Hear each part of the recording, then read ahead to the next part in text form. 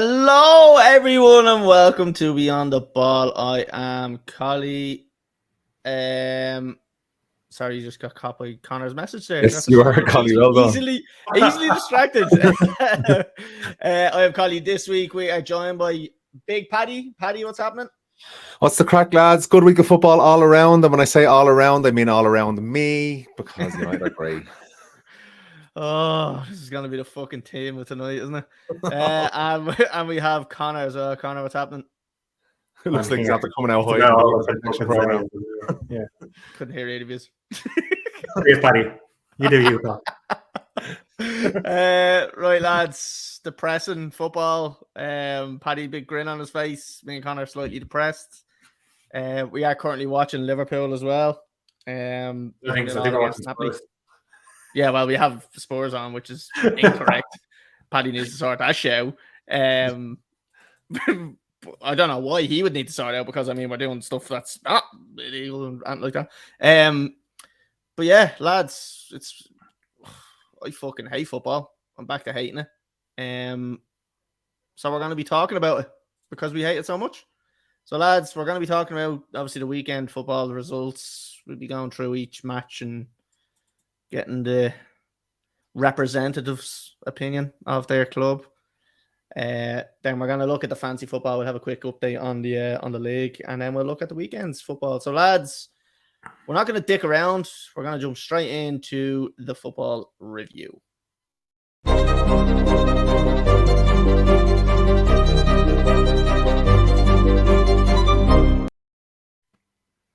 Lads, that's what I'm going to do for crack. I'm going to go live on Instagram as well. Just for a laugh. I'm going to ignore it, but I'm going to stick it on for the laugh so people can just watch me talking to a screen. They won't be able to hear anybody else, but it'll be a great laugh. Great laugh for everyone. So yeah, lads, first game we're talking about, unfortunately, is Chelsea and Brighton. Do you have any questions to ask me, lads? Because I don't like football. So, really, a Chris Potter out? No comment. No comment. Yeah, no comment. I'm only messing. No, absolutely. Chris Potter out. Yeah, Chris Potter has to go. Really, you wouldn't give him a bit of time? No. I didn't want him coming in. I didn't want him coming in as manager as it was. So lads, I said it at the very start. I said I wasn't going to give him an inch. If as soon as the results went, I said I was going to fucking jump on him. The performances have been slipping, and we've been getting lucky results because of world class keeper performances. And now they're not happening. So I know it's only one result, but it's enough for me to feed off it. And I'm going to call for his fucking head. And that's going to be the team of it. You're making... Can we crop that out so you say, I'm not going to call for his head? And it makes it seem like you're making Chelsea fans seem a bit like spoiled children. Because, okay, he came in, and because you didn't even know his name at the start for the first couple of weeks he was in charge. But you didn't know. Let's be real here. Because he wasn't a big name. He wasn't a big Abramovich name that, like, he'd paid big bucks for. He's just some bloke off the street. You just don't want him there. It's a typical Chelsea plastic fan. But look, if you were a Chelsea fan and you went from Thomas Tuchel to fucking Chris Potter, we went from Jose Mourinho to Ole Gunnar Solskjaer. Yeah, I know, but you had extremely bad results before he was sacked, and the fans were nearly calling for Mourinho. The fans weren't calling at all for Thomas Tuchel. No Chelsea fan would have called for Tuchel to be sacked. Yeah, fair enough, the performances weren't as good as they were, because obviously winning the Champions League, you kind of go into the next season thinking you're going to win the fucking league and you have high hopes, but when stuff doesn't go to plan, like, I think he just jumped the gun on sacking him. Like, I think it was very fucking premature. So yeah, I'm going to call for Potter's head every single time that I get the chance to. Even when we win, I'm going to be extremely critical of his performances and his tactics, because he proved against Brighton there that he made a bollocks of it. Team selection was wrong, for one, and formation starting off again was wrong, because he stuck with the same thing that he done against Manchester United and changed it after 5 or 10 or no, what was it, 30 minutes? Changed it after 30 minutes because it was Manchester United, but didn't do it because it was Brighton. And then we ended up getting fucking spanked for it. So, like, where do we draw the line there? So I'll just ask one more question for that. Sorry, Connor. The ownership now, are they under an awful lot of pressure for this to work out for them, this managerial appointments? Because as you said, it was kind of a shock move to get rid of Tuchel and get him in. So they're under a lot of pressure for this to work now. If it doesn't work out, do you think they'll have the fans on their backs? Well, me personally, I am gonna get on. Look, I think Paddy, me and you talked a little bit about it when we had the little reaction video after the match, that it looked like Todd Bowley was the person to take over, was the right person. But he's after putting needless pressure on himself by sacking Tuchel very early. And yeah, I think that the talk of him investing a lot of money into the club sounds great. The link with all the transfers that we could potentially getting sounds great.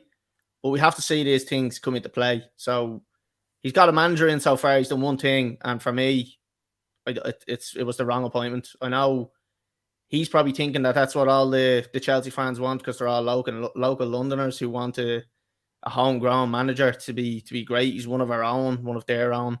As such, I don't give a bollocks about it because I'm not English. So I'd rather have an experience. I'd rather have an experienced French manager than a fucking English manager. Doesn't bother me.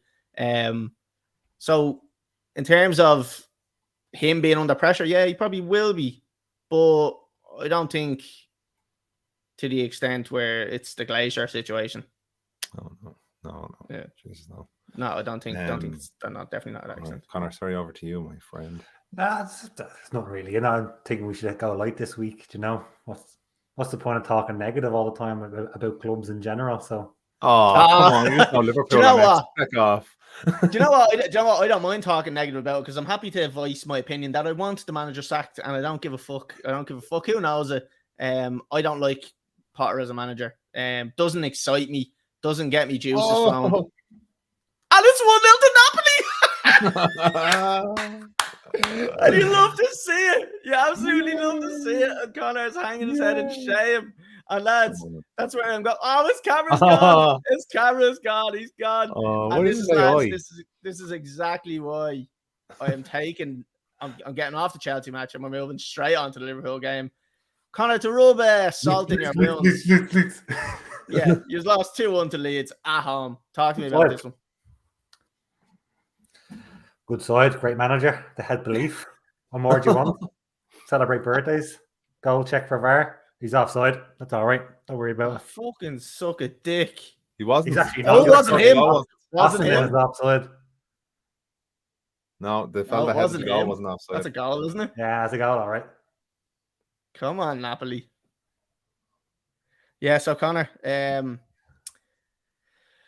look, where do we start? We touched on it last week. We couldn't give you a proper grilling last week because you went into hiding, but we did get a little bit of a reaction to give you what I thought. So I didn't want to be that fella who goes into hiding. I know, I get that. Yeah, he was very good actually, by the way, as well. Very good. I'd say. Yeah. The impression of me was very good as well. I thought both of us nailed the impression of you in fairness. Yeah, he did. So I listened back last week, and in fairness, both of us on the Monday doing it nailed what Paddy was going to say before he said it. So like, yeah. We were like, yeah, and then Paddy's probably going to be saying this, and he'd already fucking said it in the podcast. So I don't know we were going to say that. So Connor, we have to go on to Klopp being under pressure, and I know it's a touchy subject for Liverpool fans because, like we said, he's done a lot for the club. Is he now under pressure? Like, that's a home loss against Leeds. I don't think there's pressure on him. There's pressure on Pep Linders, the assistant, because he released a book 2 weeks ago about the style of football, and now all of a sudden the style of football is non-existent. So I'd definitely be having words with. I'm not saying that the fans are looking for his head, but as if I was Jurgen Klopp, why are you releasing a fucking book about the style of football Liverpool play while you're still in charge? Save that for when you retire, you know. But that hasn't helped things because he's put out his book about high press football, and it's like there's enough. Yeah, because nobody knew that. Yeah. So that's news to us, in fairness. But yes, it's hard to look because I don't want him to go, and I think he is the reason that Liverpool aren't further down the league and had challenged for so long.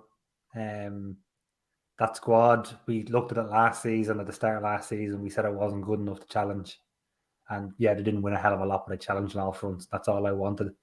And we started this season, I said the squad wasn't good enough to challenge, and this is the year where it's actually coming back to what we all thought, really. I'm just hoping that this is the final. The owners are taking money out of Liverpool without investing, and I hope this is the reason why. Here we go. Offside. I know. It's offside. Grand. Happy days. Fuck you. No, I just really want some depressing music to be playing here while you're talking. I'm sad. I just really called for investment now, and that's anyway. Last 3 seasons I've sat here and said need a new midfielder, need a new centre half, and. But what about your defence? Because you've got Van Dijk, supposedly one of the best defenders in the world, and Alisson, one of the best keepers in the world, and they're making an awful lot of mistakes this season. Yeah, but you picked 2 out of 5 there, Paddy. What about the other 3? There was never confidence in the way Trent defended when Liverpool didn't have the ball, and they always had 80-90% of possession, so there was never an issue. That's what you had it for. That's what you were playing it for earlier. He's a great defender when he doesn't have to defend. It's fucking deadly. We didn't need to defend for years. Yeah. Was that because do you reckon that's because of Mane's high press, like as in the work rate he gave for his kind of higher up the pitch? But like there has to be another thing though, because we do say that Mane is the reason that the ball's kind of coming out a lot quicker than usual. But like, what about your midfield? Like your midfield, they still have to go through a midfield then. That's what I was saying. That I don't think Mane was the one who starts the press, yes, but midfield, and I think Carragher and Neville said it 2 months ago, and it still hasn't changed. Is midfield are still letting the opposition midfield turn with the ball and play passes past the high line, which is always going to be dangerous. There's not the legs in that midfield that there used to be with Wijnaldum, with Fabinho, who has gone completely off the boil. And then there's obviously this rotation between Keita being injured, Thiago not being fully fit the whole time. Look at this bullshit.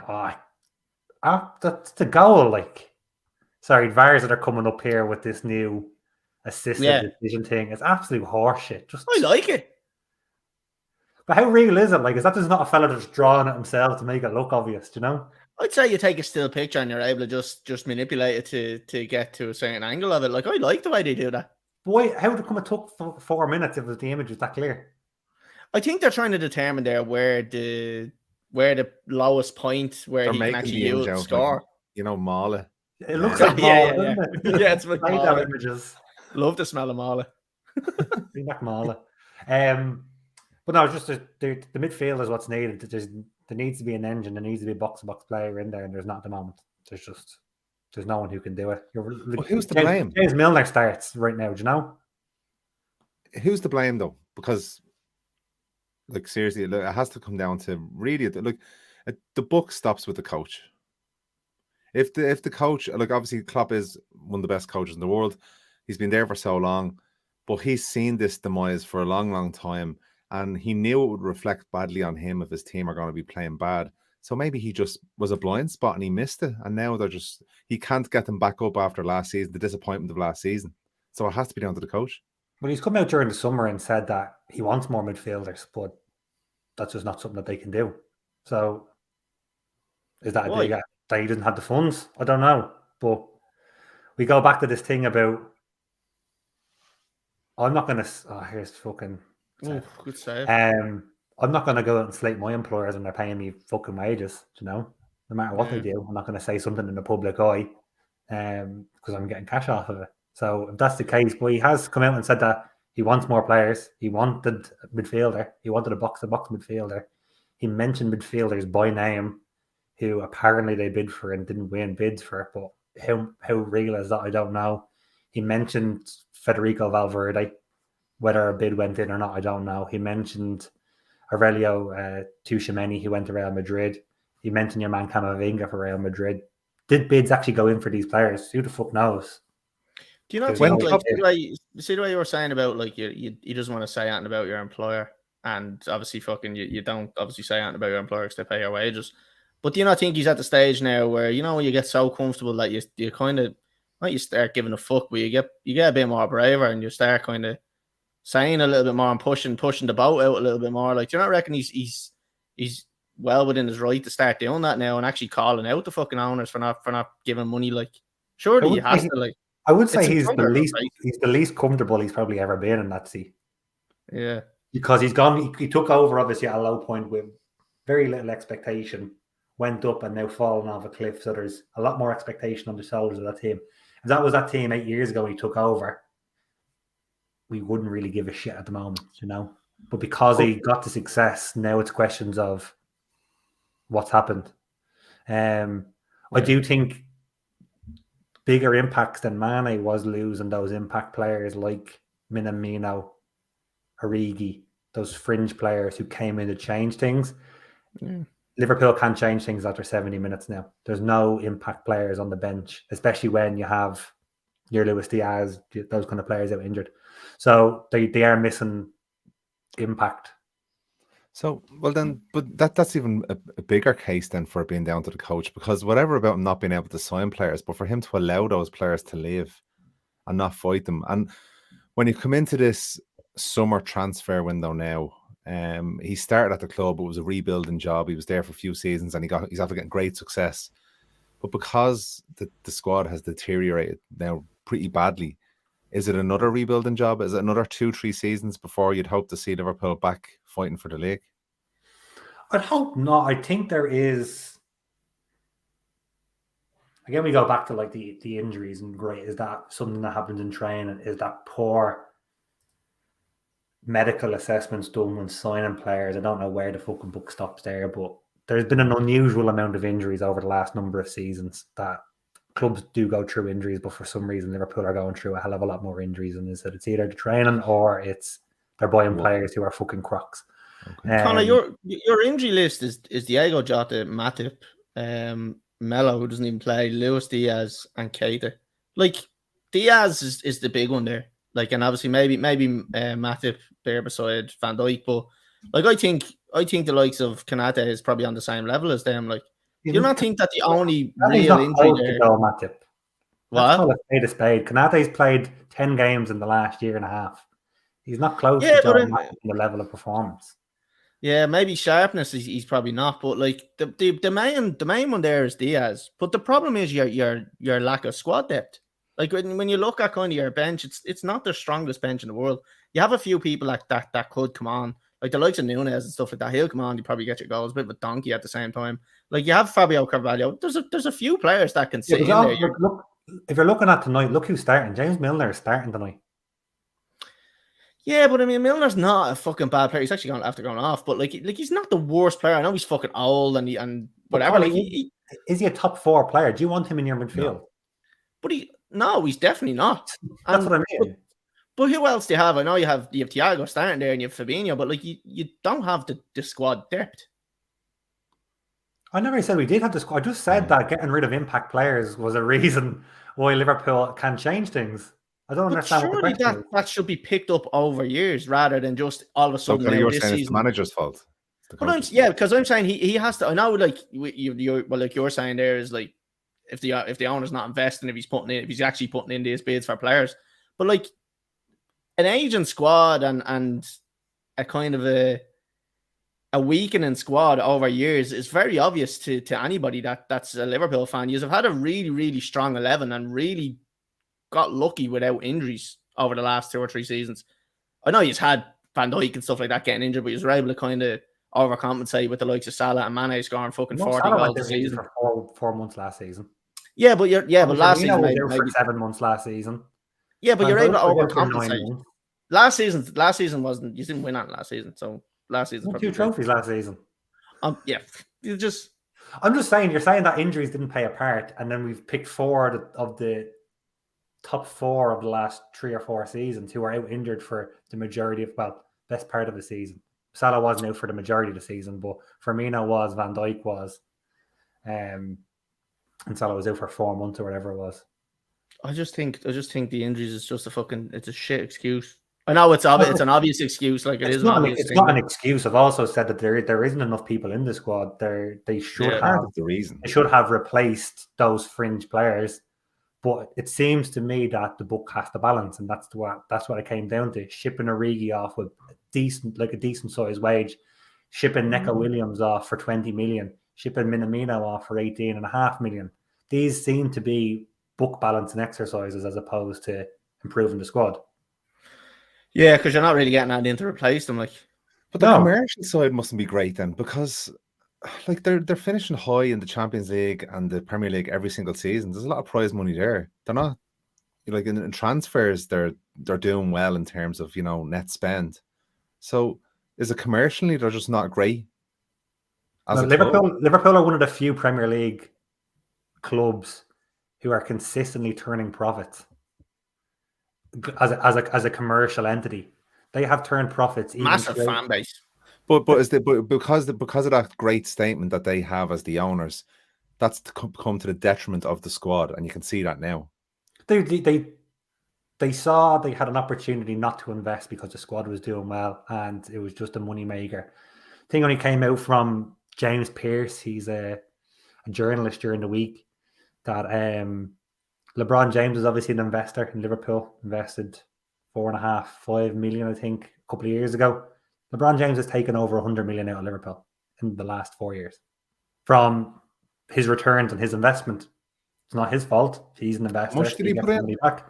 He put in just under. I think it was under 10 million. I think it was $10 million, give or take. And he's gotten back how much? Over 100 million. He's wiped his shares out and he sold on basically from obviously his annual returns plus selling on. He's turned good bank out of Liverpool. So that's good enough. Good business, man. It's great for him. Fair play to him. But there's money out of Liverpool into Fenway Sports Group, which is probably where he put his money into his investment, and it got dished out. We don't know whatever way the venture capital group works. But I do think they saw Liverpool as that cash cow where we don't really need to do too much. It'll turn us money while we put our focus into, like, I think they've invested in AC Milan now as of this season. They put a lot of money into AC Milan with signing your man De Castro and stuff, like big money signings at AC Milan. I don't know what their share ownership is. I'm not going to say that's the reason why, but I think you don't want your owners own more than one. If they want to keep getting the earnings they're getting out of Liverpool, investment has to go in first. And you can see now they're probably saying that Liverpool are probably from a stock price or they're at one of the top levels they're going to get. So AC Milan now are prime now to bring up. If they get them more successful, that's when their share prices fly through the roof. They make a lot of money on them. So invest in them now. Speculate. We also bought Liverpool at a dirt price because Gillette and Hicks wanted out real quick, real sharp, because Liverpool went through that thing kind of similar to what United are at the Glaciers, where they called for the head of the owners. They need to dig it out to save some investment, and they took it at a dirt cheap price. It was 260 million or whatever it was. See this thing of owning two clubs, Paddy, like you're just saying there. I think the only way that works is if you own like class them as like a parent club, where there's a different level of feeder club and parent club, feeder club, yeah. So I think that's the only way it really works. If you're saying that the guy that owns Liverpool wanted to buy AC Milan, like that's mad in my opinion, because what if they meet in the Champions League? I know a team is a team, and it's at the end of the day for him it's just an investment in it.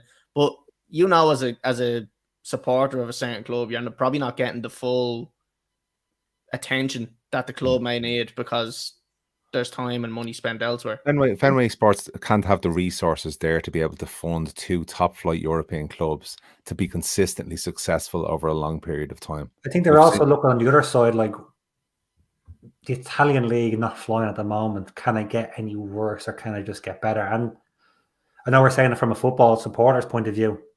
They're not football supporters.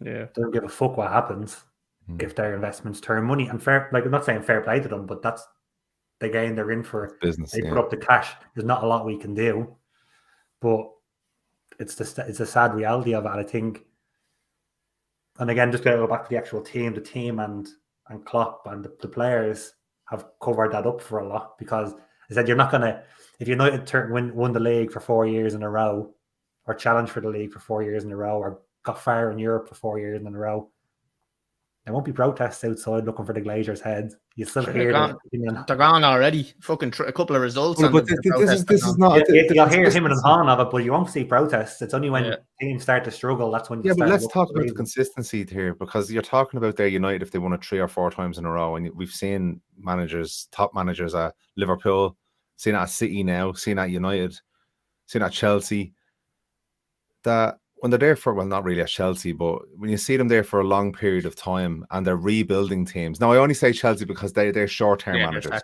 They've turnarounds, you know what I mean? So you see at these clubs that Chris is in for the long term. He's a lifer. but with Klopp being there now, for needing to be there for 7 years now, he's going to be there for another 3 maybe. This should be his second squad now, and it still feels like his fourth squad that's really, really aging, and it's going to be another big rebuilding job to get this back to catch City, because they're nowhere near City, a million miles away. No, yeah. But that must be sad as a supporter, and that has to come down to the coach then. So, like, what do you do then? Like, if you see the coach then doesn't have the resources either, it's a tough one, I know, as a supporter. That's why I was saying about the coach or the manager, Klopp in this case, coming out and maybe saying, like, look, we need fucking investment, and kind of not like I was saying, not saying that you don't give a bollocks, but you kind of say, right, well, look, I've done my bit. I've had a successful couple of years with the club. Now it's time for me to start getting what I deserve and my money and me building his reputation as well. Yeah, exactly. That's what I mean. Like, yeah, he's only got one job left in football, and that's the national team of Germany. That's him done. I don't think he cares about that reputation that he has, because he'll walk into a German job where Hansi Flick goes. My big fear is, if Liverpool keep struggling this season, and if Germany have a poor World Cup, where does that set the German FA to offload Hansi Flick next season to try bring him in? He still has 4 years left on the contract, so it'll be expensive. And on the flip side of it, I can see that being the reason why Liverpool keep him, because they're not going to fucking try buy him out of his contract, which is probably 15 million for another 3 years to bring in somebody else. It's not within their interest. They might as well leave him there until things start to really turn from a support point of view. That's the only way but when does that happen? Because, like, look, at this stage, we know now that we're not entirely blaming Klopp, because we can see the squad isn't up to the scratch that it should be up to. But if you start going into next season where you've gone through another 2 transfer windows and you've had a lot of time during the season to assess where you really are, next season, if you perform at the same level that you have been this season, does that then start turning on do the fans then start turning on it? Or did he start going protests with, like, fucking United doing with the Glazers? I can see him saying something next summer if this year turns out as bad as it looks, as in regards to investment needed. Yeah, it's hard to call for investment after, like, obviously last year they didn't really win anything big, but on a whole, everyone was pretty happy with how the season went. Especially me, seeing how I had them 4th in the league. I had them getting knocked out of the Champions League in the last 16, and I had them winning nothing, basically. So to where it finished off, happy out. I think it's hard to go and say we need investment after that. People will tell you, shut the fuck up. If it's a bad season, it's a lot easier to say invest. And I think that's when we will see him step out. Or if he doesn't step out to say it, I can see him walking, to be honest. I just think it's just a massive turn from last season, challenging for a quadruple, losing one player and then one major player. We're gonna call him major player. Obviously, you've lost the likes of Minamino and fucking Divock Origi. Yeah. But one major player, and all of a sudden now we're fucking sitting where you're 7th in the league or something. But a major player where you wouldn't have thought it was such a vital cog to the wheel. Like, you wouldn't, because there's actually another vital cog in there that I think is the reason why, and I have no explanation for it. I have no reason, and I can't understand why Luis Fabinho is as bad this year as he is. He's actually, I only saw a statistic, again, James Pearce put it up on Twitter during the week. Luis Fabinho has lost possession more times this season than he has won possession. How many times have you put into, like, WhatsApp groups, Collie, when Liverpool played Chelsea about the length of his fucking legs. So he just won the ball stuck to him. And I think that is a really big. I can't even see him getting into the Brazilian squad for the World Cup. Like I can't see him getting close to Casemiro, Fred. No, these kind of players who play in deep roles for Brazil. So I don't. If he shores up, the midfield shores up, and the pressure kind of comes off a little bit. But I honestly, there you go. Just fucking taking your man out of it. Like I don't know what he's. Yeah. What he's at this season. I don't know if he's too old. Is the intensity too much for him? Does he have it in his legs season after season? One last one before we move onto Manchester United. Virgil van Dijk, like what's happening here? We're gonna put them we're gonna put them all together. We're gonna say your defense because Trent, we know, like people are singing now. We know the type of Liverpool fan that was saying this. He was the best right back in the world. We know.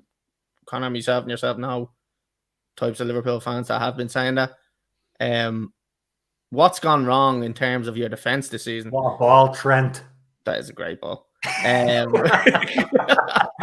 but there's a lot gone wrong, and like that was the major reason why he's actually won the league. I thought because he's got the likes of Van Dijk and Alisson in, and they completely changed the whole thing. They allowed us to do other things. This season it just doesn't seem to be happening for Van Dijk in particular. And Trent, two of your best performing players over the last 3 years. I've never seen Liverpool give up as many chances. Well, I've definitely seen them give up loads of chances. But I mean, in the last kind of couple of years, I've never seen them give up as many chances. Yeah. And the bit that annoys me about Van Dijk is the standing off players. It's almost like he's wrapping himself in wool for the World Cup. That's what it's like, isn't it? Which is wrong because the Dutch team don't pay him. Yeah. Whatever they pay him, but they don't pay his wages week in, week out. They're not. Well, usually them wages go to fucking charities or something like that. Yeah, they're not your employer, so work for your employer first and foremost, and that's what it looks like. But again, if is it this thing where you had this inflated thing because Liverpool kept clean sheets? Like Alisson played his 200 game last week. Alisson's kept over 102 clean sheets in those 200 games. They're not coming this season, and they haven't come in the last couple of months. So you can knock 25 games off of that and see how many clean sheets he has been keeping. So they weren't conceding chances. Are they getting more exposed now and they're actually showing flaws? That's what it seems like to me. That when you can go at them, when you can run at them, when you can isolate the people like Van Dijk, when we know if you isolate Trent, what you can get out of him. And was it covered up because Fabinho was winning the ball back first because the front three were winning the ball back high up the pitch and they weren't being exposed. I think that's what it is. But on the flip side of it, Van Dijk standing off. He never did that before. He never stood off players. And now he has this thing where straight away he'll give them 2 yards to shoot, protecting himself for the World Cup is what it looks like to me. Fair enough. Right, we're going to move off to the pressing topic of Liverpool and Chelsea. We're going to move on to something that might cheer Paddy up. Even more depressing. Yeah, even more depressing. Start the podcast on a high rather than fucking the last 40 minutes of depressing shite. Paddy, are you happy? You fucking loved it, Paddy. You loved it more than this. Yeah. Paddy, are you happy? Yes or no? Extremely happy. Right, we're going to move on. More so after the weekend. There's some new stuff to talk about after the weekend. Come on, Paddy, right? 1-0 against West Ham. Talk to me. What are you feeling? Well, let's start at the back. David De Gea's performance, exceptional. But not only his shot stopping, because we knew he could do that, but his distribution this season has improved dramatically compared to what it was last season. And even at the start of this season, after the first 2 games, I think Ten Hag saw that was a massive problem. And where a lot of the confidence issues came with the back four and him was him on the ball. He couldn't control it. But his distribution is a lot better now. And then Ten Hag even got a clean sheet out of Harry Maguire. So I said, I think it was an Instagram live or last week, that if he can coach Harry Maguire to become a linchpin in that defense and a successful defender that's getting consistent clean sheets, has to be counted as a really, really good coach. And I think he is shown that he's one of the best coaches around at the moment. The weekend was a very resilient performance. West Ham were really good. We were under the cosh for long parts of the game. I think the fatigue got in from the games over the previous 2 weeks, and you could see it there. But again, we defended very, very well. Finished out 1-0 result, and good weekend all round. Paddy, moving on to comments that I kind of made on the live that kind of surprised you. I'll get Connor's thoughts on what I've said, and does he think I'm probably jumping the gun a little bit? I was just talking about Ten Hag in terms of how he handled the Ronaldo situation, and we were kind of saying, like, what were my thoughts on the whole situation? And I was kind of comparing the handling of it to something that we haven't seen from Manchester United in a long time, where a manager has kind of stood up to a player and showed a bit of bollocks.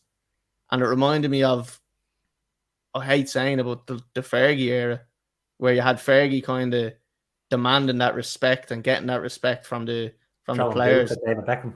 Yeah, exactly. And fucking something in my eye. Hold on.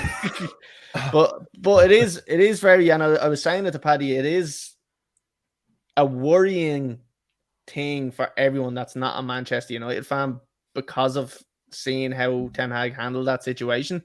Because it looks to me like he's got a fucking pair of bollocks and he's got a personality, and he knows how to manage players, which Fergie was probably an expert at.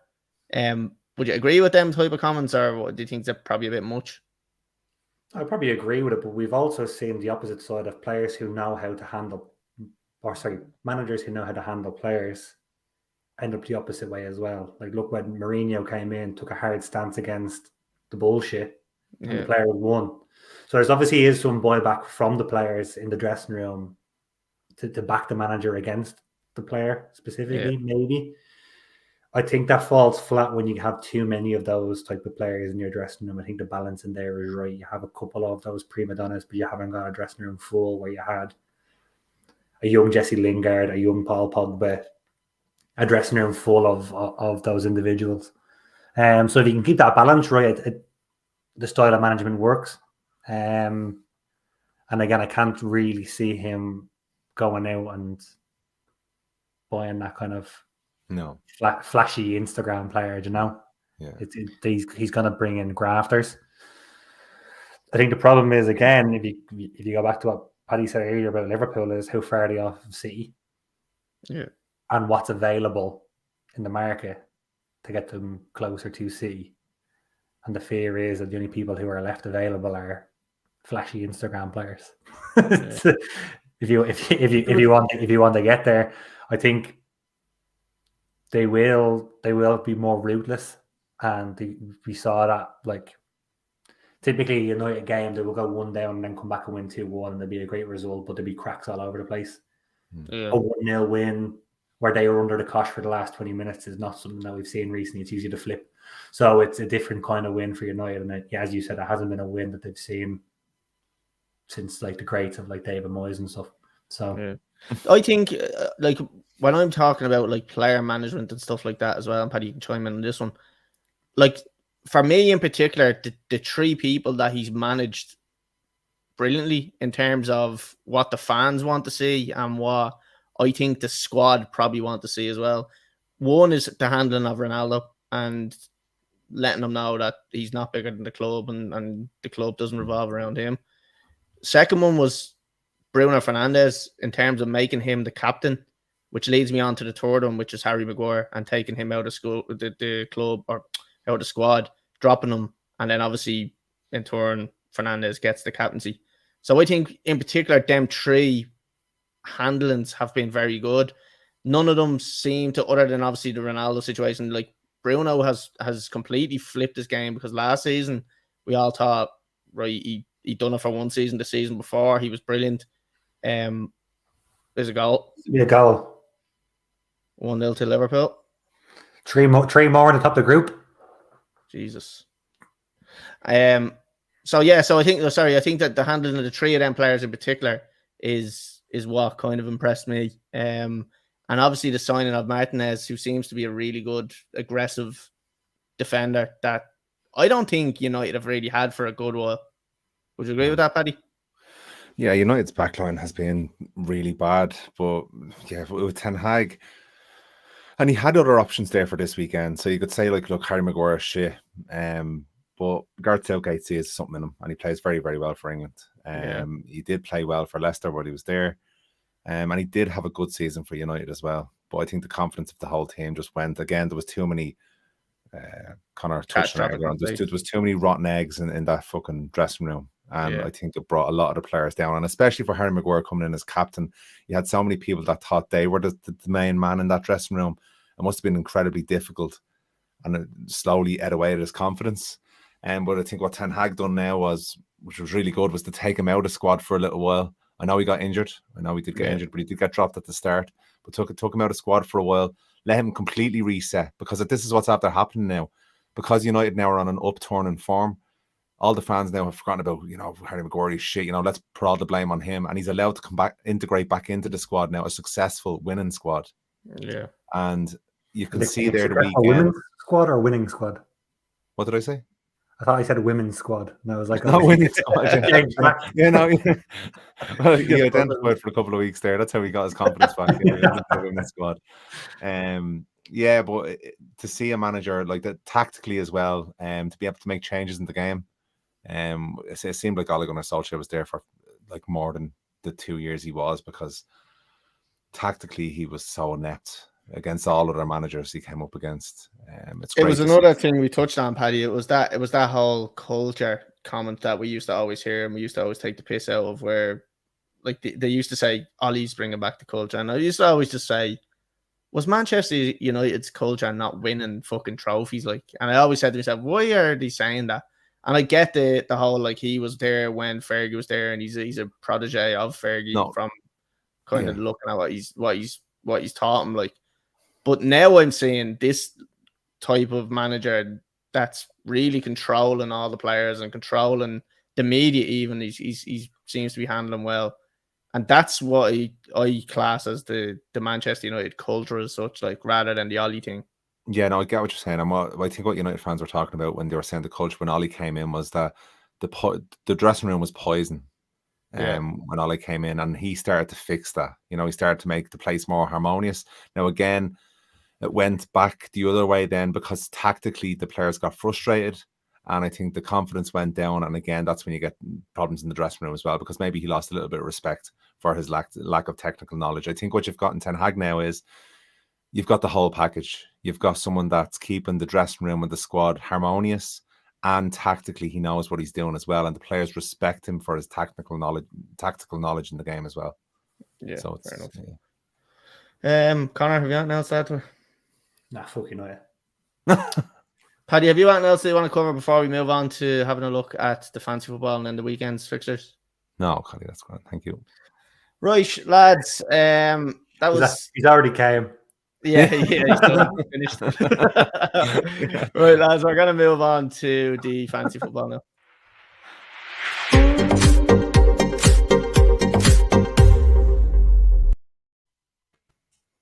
Right, lads, I'm going to pull up the screen again. If anybody's watching or listening on Spotify or Apple Podcasts, this is where you go over to YouTube and you can see some fantastic stuff.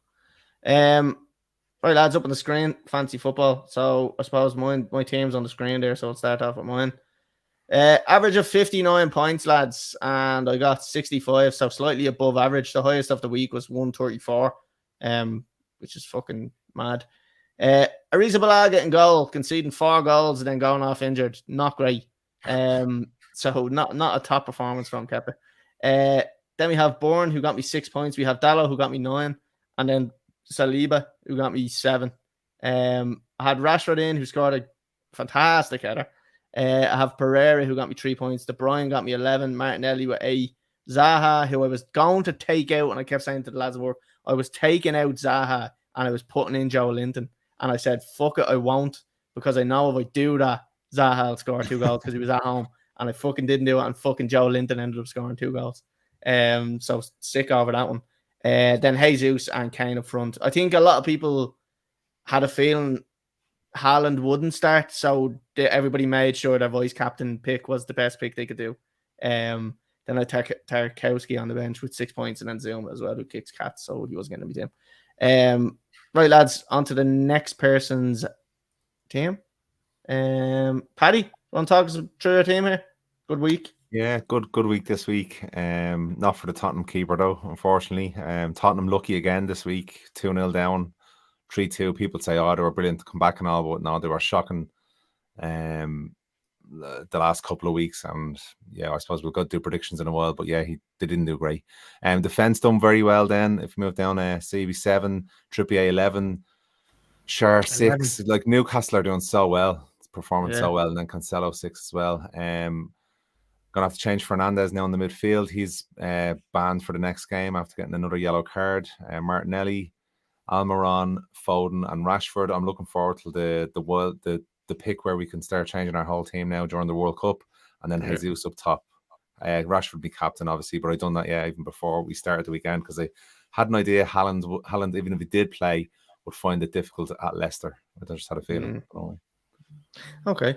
Right, and then Martial obviously injured, Haaland and then Dyer on the bench. So right, we'll move on to Connor's team if we can find it. Here we go. Connor, talk to me. Yeah, I played wildcard because I hadn't done fantasy football in a couple of weeks, so I said I've got to change everything.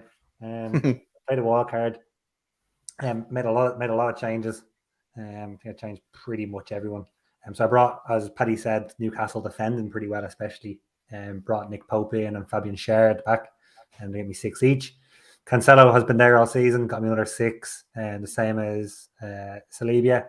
And then Connor Cody came in for Haaland. Obviously, didn't play and got me 7 points with a nice clean sheet for Everton. Finally took out Pascal Gross and brought in Trossard. Didn't matter because Gross scored as well, which is horseshit. Pereira obviously getting 3 points for the clean sheet. Brought in Almiron after scoring and getting 2 assists last week, and then got himself 2 goals this week, or a goal and assist. 2 and assist, I think. Let me just check. One goal and an assist. Kevin De Bruyne been a long stay in the team as well. So left him in, played well. Struggled up front. Captained Harry Kane, knowing that Haaland wasn't going to play, and he did fucking nothing. He got a yellow card. That's why he only got the 2 points. And then Ivan Toney the same. Booking suspended for the next game, so I'm going to have to make some changes there. And not much on the bench. Zuma, and I had De Silva from Brentford who did absolutely nothing. Yeah, okay. Happy. I think most I've got in a game week so far because it's like concentrated. So I'm trying to concentrate now going forward. Well, you had an excuse. I think you were away on holiday anyway, so you had an excuse, a good excuse. Looking at the league table, lads, Oisin Kane is still top of the league. He's been there for a while. He's been second and first. So Oisin's still there. 862 points he's on. 61 points he had this week. Then we have Connor Ennis with great team name. 848, 67 points. James White comes up to third place. A good week for him. 79 points. 846. Dean Fletcher 77 points. 843. Collie Lamb drops a few to fifth with 842, 65 points this week. Johnny Murphy up to 6th with 838, 74 points. Winner Bills, Callum Warfield, 69 points. Love that. 835. Jack Butler down to 8 with 822, 55 points this week. Poor week for you. Anto O'Rourke, 820, 63 points. And then staying in the top 10, we have Adam Nestor with 818 points. 54. Votes.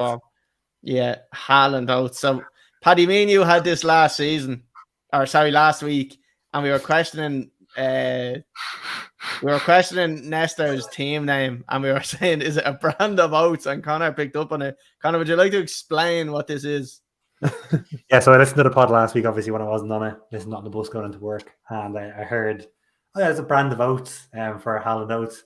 Daryl Hall and Paul Oates obviously being a famous double act / pop band from the 80s, which obviously didn't click with the musician or the other fella. So a little bit disappointed there. Yeah, so it's a band. Yeah, and you know what, Paddy? I said the exact same thing, and then when I started playing some of their songs, I was like, actually, they fucking have some good songs. Oh, really? Yeah, yeah.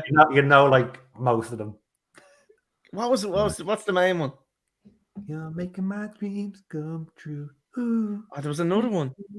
Anyway, I'm not fucking spending my time on that. Fuck them. Right, lads, that's an update on the old fancy football. We're going to jump on to the predictions for this weekend.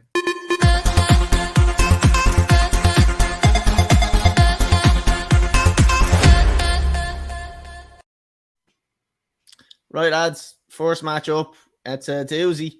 Chelsea and Arsenal. Although it's actually not the first match, but look, it's the first one I'm talking about. Chelsea and Arsenal, lads. Obviously, Arsenal flying form. Top of the league. Chelsea, not so much. How do we see this one going? Paddy, I'll come to you first. When is it on? It's on Sunday. At 12:30 or 12. All right, so European football won't really affect it too much. I don't see anything but an Arsenal win here, to be quite honest with you. Maybe a draw, but yeah, I'm going to give Arsenal just a pip. 1-0, I'm going to say, and Jesus to score. Okay. Connor, what do you think? Yeah, you would back Arsenal with the form going into it, but they've been a little bit cagey against the top four, or whatever you want to call them, so far this season. And yeah, they'll have gaps at the back. I know Chelsea are struggling to score goals, but even still, there is mistakes in there. I'm going to call a draw. Chelsea being at home, I'm going to say 2-2. But I am going to back Martinelli. Yeah, I don't see where Chelsea's goals are coming from, to be honest with you. Especially with Potter not starting fucking Aubameyang in the last game, and relying on Kai Havertz to score our goals.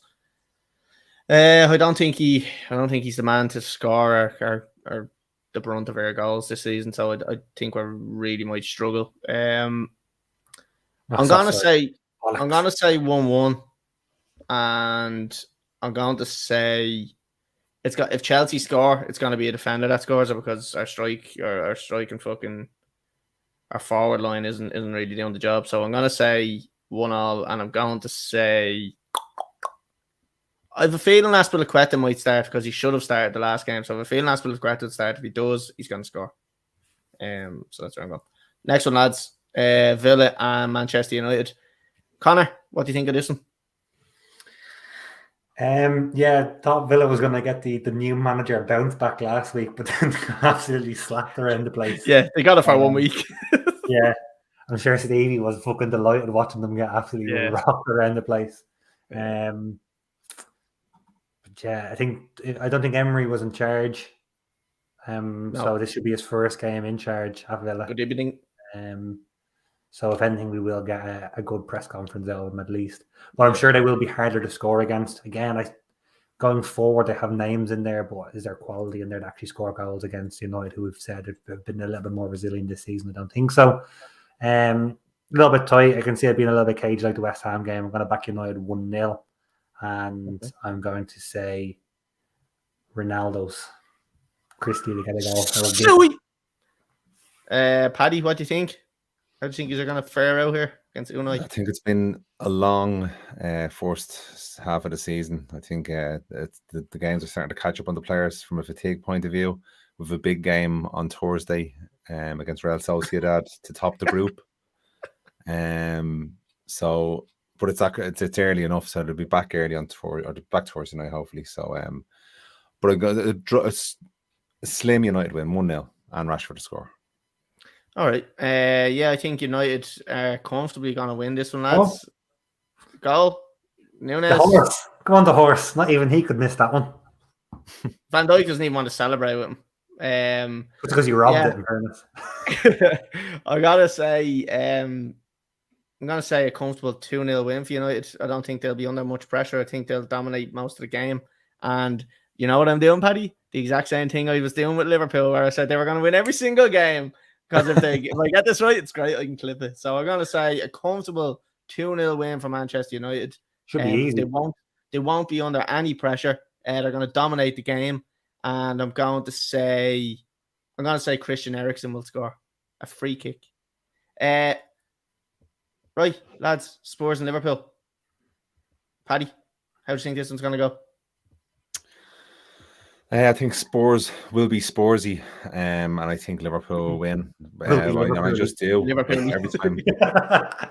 every time you think Spurs are coming back, and they're looking good under Conte, and they just bottle it against one of the bigger teams. And I think this weekend will be another case of that. And I'd say Liverpool won't smash them, but 2-1, I'll go for Salah to score. Okay, Connor, what do you reckon? Yeah, Liverpool obviously haven't got the wins, but not been rolled over by, again, those top teams this season. They've all been tight enough games. Not picking up enough points on the road. It seems the majority it has been. Like, I think 90% of their points have come at home so far this season. So, tight game. I'm going to say a draw. I'm going to say 1-1.